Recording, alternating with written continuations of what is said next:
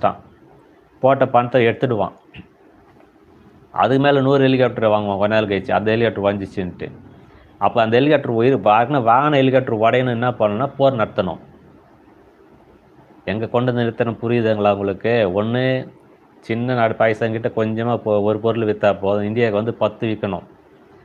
ஒரு கோடிக்கு ஒரே ஒரு ஹெலிகாப்டர் விற்றுட்டான், அது லாபமே இல்லை, ஃப்ரீயாக கொடுத்துட்டான்னு வச்சுக்கோங்க. அதை பார்த்தவொடனே என் நாட்டை காப்பாற்றணும், இது ஹெலிகாப்டர் பார்த்து அதே லேட்டஸ்ட் ஹெலிகாப்டர் நானும் வேணும் இந்தியா ஆர்டர் போடுது. 10 ஹெலிகாப்டர் வச்சு வேணா தான் பல ஏரியா பெருசாக இருக்குது, நாடு டேக்ஸ் போட முடியும், 100 கோடி மக்கள் இருக்கிறாங்க. இப்போ வந்து புரியுதா, மெயின் கதைக்கு வந்துட்டேன்.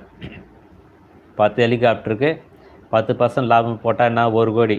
இவனுக்கு 1 கோடி ஹெலிகாப்டர் விற்றது 1 கோடி.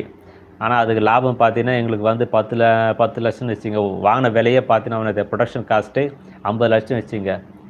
50 லட்சம் தான் முடிஞ்சு போச்சு. இவனுக்கு 10 ஹெலிகாப்டரில் 50 லட்சம்னு வச்சுக்க 5 கோடி லாபம் வந்துடுச்சு. 5 கோடியில் 50 லட்சம் போனால் கூட 4.5 கோடி லாபம் நிற்கிது இவனுக்கு. இதுதான் வியாபாரம்.